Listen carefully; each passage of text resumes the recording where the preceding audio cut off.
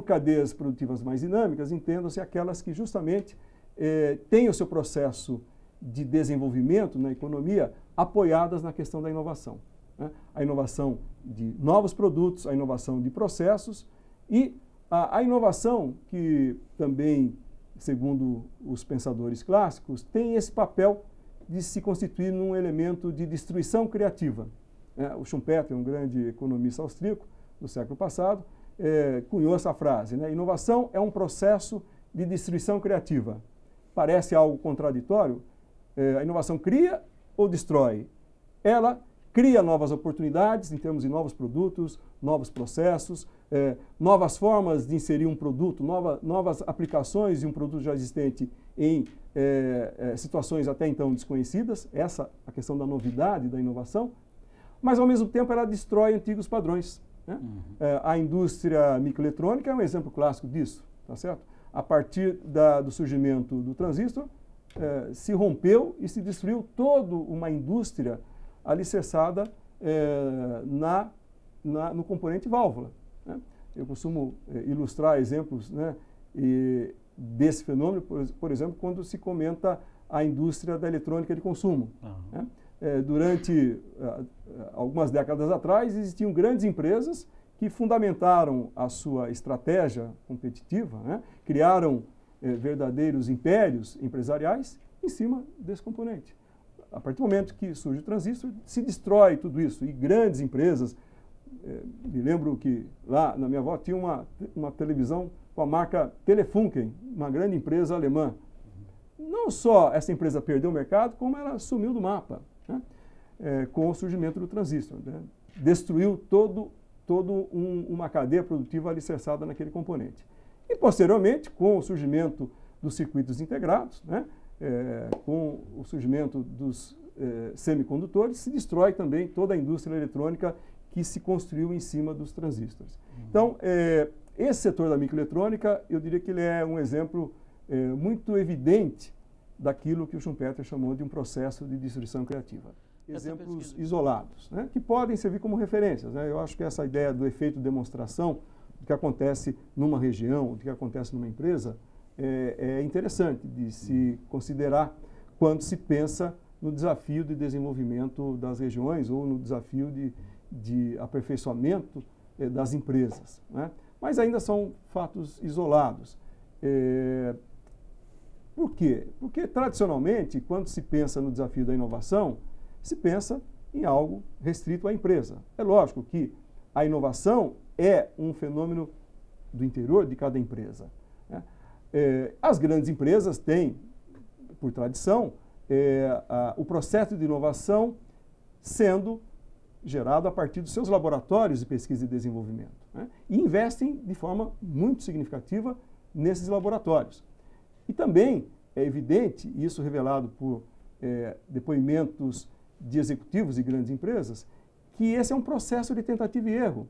Por mais que esses laboratórios sejam muito bem equipados, por mais que esses laboratórios sejam ocupados por profissionais de alto nível, muito da pesquisa não acaba resultando em produtos no mercado.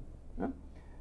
Segundo um executivo de uma grande empresa do setor eletrônico, não me autorizou a revelar o nome da empresa, mas cerca de 2/3 do investimento em pesquisa e desenvolvimento nos laboratórios dessa grande empresa praticamente vão para o ralo. É um recurso desperdiçado. E aí podia se perguntar, bom, mas se de antemão sabe-se que, né, quase 70% dos recursos que se investem em pesquisa e desenvolvimento, portanto, um esforço voltado à inovação, não gera produtos de sucesso no mercado, por que se investe? Lógico, porque o 30% que foi bem sucedido acaba sendo suficiente para garantir a rentabilidade da empresa, né, e esse risco que é inerente ao processo de inovação, ao processo de pesquisa e desenvolvimento. Agora, no caso das pequenas empresas, logicamente que esse risco praticamente é proibitivo. Né? As pequenas empresas não têm recursos para investirem e constituírem lá o seu próprio laboratório. Daí a experiência citada aqui de investimentos coletivos num laboratório. O que mais a gente poderia pensar na realidade das pequenas empresas? Né? o que se poderia pensar é que essas empresas poderiam estar próximos a espaços onde a produção de conhecimento científico e tecnológico seja acessível. Por exemplo, uma universidade pública, por exemplo, um centro de pesquisa.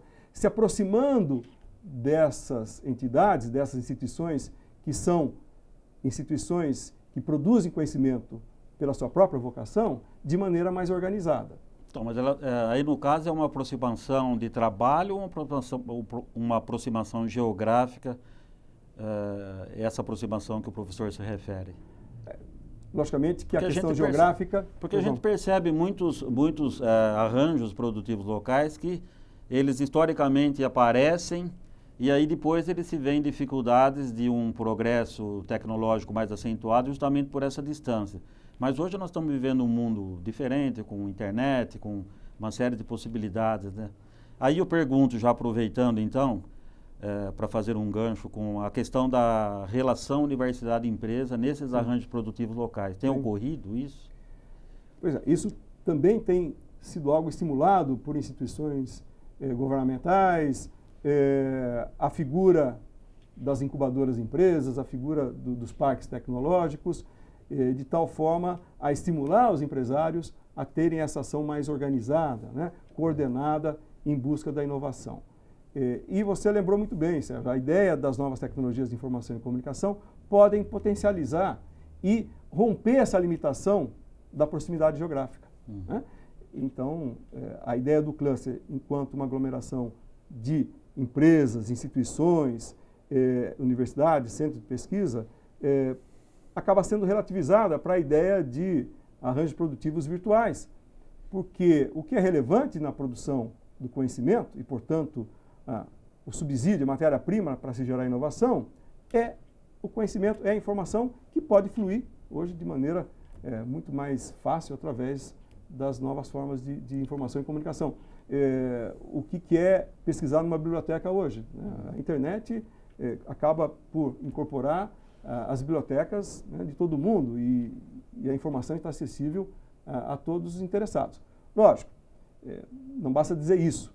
É importante orientar tanto o empresário quanto aqueles que pretendam ser empresário como ter acesso à informação que seja relevante para o seu negócio, seja relevante para um produto que esteja sendo elaborado em desenvolvimento. Né? Esse é um outro desafio. O professor observou também nesse estudo, enfim, tem algumas coisas, fique à vontade para falar o que foi observado, mas eu estou aproveitando para fazer algumas perguntas.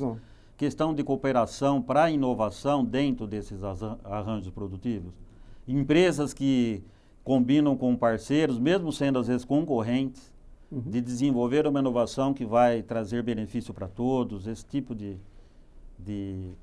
planejamento tem acontecido nesses arranjos ou é um arranjo não muito conectado? A questão da cooperação ainda é o grande desafio, né? A questão de se pensar como fortalecer o poder de competição das empresas, principalmente da pequena empresa, através de uma estratégia de cooperação ou de uma aliança estratégica com outros parceiros. Isso tem ocorrido em outros elos da cadeia produtiva, conforme definimos, né? Um exemplo que a gente pode citar e que vem da experiência das empresas italianas, principalmente da região da Terceira Itália, muito discutido na literatura, a região do Vêneto, da Emília-Romana, é a figura do consórcio de exportação. Isso não tem a ver com inovação estrito sensu, quando a gente fala em inovação de um produto ou de um processo, mas pode se considerar também uma inovação no final da cadeia produtiva, quer dizer, no elo, lá no finalzinho da cadeia produtiva. Isso envolve uma cooperação para que as empresas tenham oportunidade de colocarem seus produtos em mercados estrangeiros. De outra forma, uma pequena empresa não teria a mínima condição, né, tanto por falta de conhecimento técnico, no sentido do conhecimento de como realizar uma operação de exportação, até mesmo por uma limitação de escala, né? Uma pequena empresa não teria volume de produtos suficiente para encher um container, né, na sua operação de exportação. Essa experiência que na Itália significa oportunidades para mais de 80% de pequenas e médias empresas, no Brasil ainda é algo muito incipiente. Menos de 2% das empresas utilizam dessa forma de cooperação, que pode ser considerada também uma inovação, na esfera mercadológica, né, no desafio de exportação de seus produtos. E nós temos algum exemplo aqui no Brasil, nesses arranjos produtivos A locais? região de Birigui já iniciou um esforço de organização, de esforço coletivo no elo de exportação dos seus produtos. Ali há uma concentração de empresas voltadas à produção de calçados infantis. Vejam algo interessante, que é essa configuração da indústria paulista, né, em regiões de especialização produtiva, né, o que caracteriza os sistemas locais de produção e, logicamente, a perspectiva de darem um salto qualitativo, se tornarem também um sistema local de produção e inovação. Quero dizer que o próprio governo do Estado tem olhado com atenção esse desafio, né, de desenvolvimento das regiões, estimulando a ideia dos sistemas locais de produção e inovação, identificando polos e, logicamente, orientando através de ações públicas e articulando ações da iniciativa privada para a instalação, não necessariamente de universidades de excelência, mas de institutos de pesquisa e escolas técnicas que possam elevar o patamar de qualificação da força de trabalho, e isso impacta diretamente o poder de inovação das empresas também. Ainda que sejam inovações incrementais, não inovações revolucionárias, tá certo? Não significa que uma dada região, em alguns setores da indústria, você precisa ter uma inovação revolucionária ligadas à microeletrônica, à nanotecnologia, mas pode existir sim oportunidades de inovações incrementais, melhoria de processos, melhoria da qualidade do produto. Aí, programas do tipo a tecnologia industrial básica, que envolve a questão da normalização da qualidade, metrologia industrial, acabam se constituindo também num vetor de influência positiva muito, muito interessante para as empresas, principalmente aquelas empresas de setores mais tradicionais da economia, né? A indústria couro calçadista, a indústria de cerâmica, a indústria moveleira. Esses setores industriais têm incorporado paulatinamente, logicamente com defasagens aí, né, essas inovações incrementais advindas do sistema brasileiro de qualidade e produtividade. Nós temos também uma questão que também está muito em pauta aqui no Brasil hoje, é o aproveitamento dos doutores nas empresas. Nós sabemos que existem programas do governo federal, até do governo estadual, enfim, do governo estadual com certeza também, pelo PIP, também governo federal, através do CNPq, FINEP, sim, de inserir os doutores. Nós formamos por volta de 10 mil doutores, mais de 10 mil doutores por ano, e esses doutores têm uma certa dificuldade de inserção nas empresas. Nesses arranjos produtivos, o professor tem, através das pesquisas, obtido alguma informação se eles estão interessados nessa absorção de um especialista, de pessoas mais qualificadas, para que a inovação possa fluir de uma maneira mais positiva dentro desse ambiente? Eu acho uma pergunta extremamente relevante, Sérgio. E eu tenho aqui que confessar que seria um desejo também, né, da minha parte, que isso pudesse ocorrer. Mas, infelizmente, pelo menos essa pesquisa, com as limitações da amostra da própria pesquisa, revelou que esse é um processo muito incipiente, né? A não ser em raras exceções, logicamente, em regiões onde existe essa cultura de aproximação das empresas com universidades, tem havido, de maneira ainda muito tímida, esse aproveitamento de doutores por parte das empresas e de forma até indireta, né, por parte de laboratórios que possam apoiar o conjunto das empresas. Exceções, né, de regiões como São José dos Campos, tendo como base a indústria aeronáutica, aeroespacial, onde, além da presença da Embraer, como eu já disse, há um grande número de pequenas empresas fornecedoras para a Embraer, e também de instituições de pesquisa e de formação de recursos humanos muito importantes, né, como o Instituto Tecnológico da Aeronáutica, o Centro Tecnológico da Aeronáutica, que são instituições que, logicamente, absorvem esse tipo de mão de obra altamente qualificado e, indiretamente, esse fenômeno acaba por ajudar o aprimoramento das pequenas empresas, que buscam nessas instituições apoio, orientação tecnológica. São Carlos é um exemplo também, mas eu diria que é um exemplo atípico em relação às demais regiões do estado, né? A existência das universidades, dos institutos de pesquisa, acabam também por fornecer essa possibilidade de, não necessariamente, né, colocar diretamente muitos doutores nas empresas. Muitos deles, sim, eu sei que as empresas de base tecnológicas acabam incorporando. Aliás, na maioria das vezes, as empresas de base tecnológica são criadas por doutores, especialistas em determinados setores da ciência básica, que acabam sendo estimulados a se transformarem em empreendedores, né? Outro caso interessante é o polo de Ribeirão Preto, né?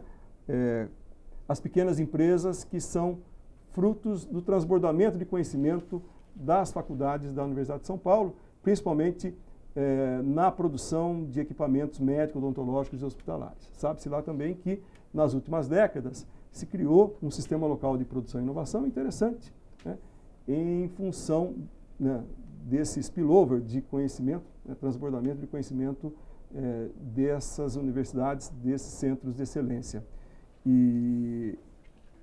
Porém, essas experiências estão muito localizadas, né? Seria interessante que isso pudesse se difundir em outras regiões do estado e do país. E eu, em particular, lá no Núcleo de Pesquisa de Redes de Cooperação e Gestão do Conhecimento, aliás, a própria criação desse núcleo, há cerca de 10 anos atrás, foi motivada por uma relação com uma empresa privada de consultoria que, na época, nos procurou querendo patrocinar um projeto de pesquisa. E o processo foi muito interessante porque ela não tinha um tema a priori. Ela, na realidade, lançou como um edital, né, como as entidades de fomento à pesquisa em geral fazem, lançam um edital, só que ela não definiu um tema a priori, né? Então, a concorrência interna foi no sentido de propor temas e aí sim a empresa de consultoria iria selecionar o tema que fosse mais interessante a ela. O tema que eu propus, em nome do grupo de pesquisa, teve o privilégio de ser selecionado, e a partir daí se criou um núcleo de pesquisa, né? Lógico, também com articulações com as entidades de pesquisa, com FAPESP, CNPq e CAPES, né? Mas se criou um ambiente, né? Se criou um clima favorável à atração de alunos em todos os níveis, desde a iniciação científica até o doutorado, que deu sustentação a esse núcleo de pesquisa. E a partir daí, pesquisas que foram voltadas aí à cadeia eletroeletrônica, à cadeia produtiva da indústria eletroeletrônica, pesquisa que teve uma sintonia com o interesse estratégico na área de inovação tecnológica, que há 5 anos atrás dizia respeito às possibilidades de atração de investimento na indústria de semicondutores, né, para produzir chips, dado a esse potencial desse componente eletrônico em tudo com a aplicação, né, na eletrônica de consumo, na indústria da informática, na indústria de telecomunicações, celulares, enfim, né, esse componente chamado semicondutor está presente em todos os setores da indústria, inclusive com possíveis aplicações na agropecuária, né? Sabe-se que muito da instrumentação eletrônica hoje tem como base o semicondutor e até mesmo a possibilidade de você fazer rastreamento do gado, né? Uhum. Né? Com a implantação de um chip no gado, se viabiliza essa gestão da atividade pecuária. Então, essa oportunidade de se pesquisar, né, o adensamento da cadeia eletroeletrônica, principalmente a partir da possibilidade de gerar uma competência na produção de semicondutores no Brasil, acabou sendo um estímulo de pesquisa para esse grupo nos primeiros estágios da existência do núcleo de pesquisa. Os dados do próprio governo federal indicavam que a balança comercial na indústria eletrônica era muito deficitária em função da falta da competência tecnológica desse elo da cadeia produtiva, né? Uhum. Enfim, foram geradas uma série de conclusões, de pesquisas relacionadas a essa cadeia produtiva. Interessante saber que durante um bom tempo não houve condições de atração de uma empresa para produzir o chip e recentemente, algumas semanas atrás, eu vi na imprensa a notícia de que finalmente uma empresa chinesa se interessou em produzir esse componente no Brasil. Depois, como decorrência dessa pesquisa, né, o advento aí da TV digital acabou também sendo uma oportunidade de pesquisa, de aplicação dessa pesquisa anterior na cadeia da eletrônica de consumo. Então, também houve uma pesquisa envolvendo aí os vários agentes, né, as empresas que fabricam equipamentos, as empresas que produzem o conteúdo, para se mapear toda a cadeia produtiva em torno da indústria de TV digital. E, logicamente, uma série de rebatimentos dessa pesquisa, por exemplo, na indústria de software, porque o software desenvolve aplicativos na TV digital e isso possibilita, de fato, uma revolução nos meios de comunicação e esse processo acho que está engatinhando ainda, né? E também, voltando à realidade das pequenas empresas, abre possibilidades, né, para um grande número de negócios de pequenas empresas, principalmente quando a gente fala dessa questão dos softwares. E a propósito, acho que uma ideia leva a outra, tá certo, Sérgio? Aí está uma oportunidade muito grande de pensar em ações coletivas na produção de um produto, que nesse caso é um produto intangível, né, que é o software, a partir de pequena empresa e a partir de ações coletivas. Há um exemplo conhecido no Brasil e já uma experiência reconhecida mundialmente, que é do Porto Digital em Recife, revelando aí sim uma ação coletiva não só de empresas, mas também do poder público, né? Lá na região central do Recife, existia lá um prédio histórico e, por ação do governo, articulando os interesses de pequenas empresas de base tecnológica na indústria de software, se gerou um ambiente, né, coletivo para a produção de software, né, a experiência do Porto Digital, né, muito conhecida e difundida aí mundo afora. Isso. Agora, é muito interessante essas colocações e essas experiências de estudos que o professor tem realizado. Com relação ao aproveitamento de técnicos nesses arranjos produtivos locais, técnicos de eletrônica ou, enfim, nas várias modalidades, isso também tem sido, foi levantado pelo estudo? O professor tem alguma informação sobre essa questão? Porque nós temos a gente percebe isso no estado de São Paulo, né? Um investimento muito forte aí na ampliação das oportunidades nas escolas técnicas. Sim, o governo federal também. As FATECs, as faculdades de tecnologia. E também o governo federal através das faculdades federais. Né? Das escolas federais de tecnologia. Aí a absorção desse tipo de recursos humanos é maior, né? Logicamente, as empresas, exatamente nessa ideia de realizarem inovações incrementais,